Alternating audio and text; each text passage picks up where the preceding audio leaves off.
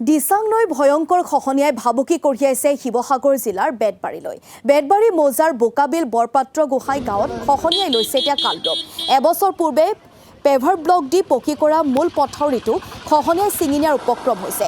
এই খহনীয়া প্ৰতিৰোধৰ বাবে হাতে কামে লাগিছে স্থানীয় ৰাইজ আৰু বীৰ লাচিত সেনা অসমৰ বিষয়ববীয়াসকল।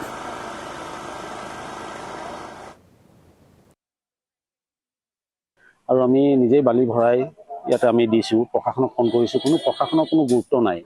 আৰু SDO আহিছে, ইঞ্জিনিয়াৰ আহিছে, আমি কথা পাতিছোঁ তেওঁলোকৰ লগত, কিন্তু আমি তেওঁলোকক কৈছোঁ আপোনালোকৰ মানুহ মাতক, কিন্তু আমি থকালৈকে তেখেতলোকৰ মানুহে এতিয়া ৩-৪খন গাঁৱৰ মানুহ আহি ইয়াত কাম কৰিছেহি।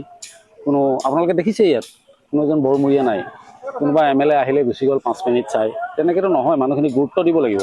আজি যেতিয়া এইটো শেষ হ'বলৈ হয়, গোটেই শিৱসাগৰখন শেষ। এটা দুৰ্যোগৰ পৰা মানুহে মূৰ দাঙিবই পৰা নাই।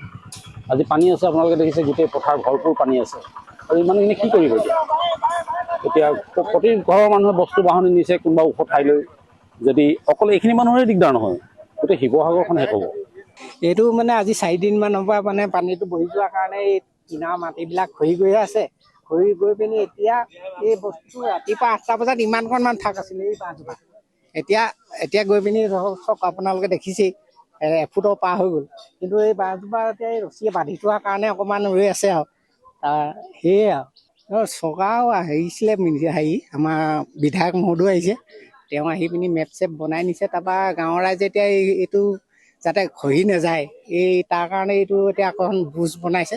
বুজ বনাই মানে বস্তা দি পিনি এতিয়া ধৰক সহায় মানে যেনে তেনে বাচাৰ প্ৰক্ৰিয়াত মানে আছে।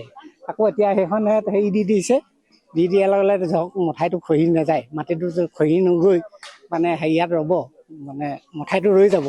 সেইকাৰণে মানে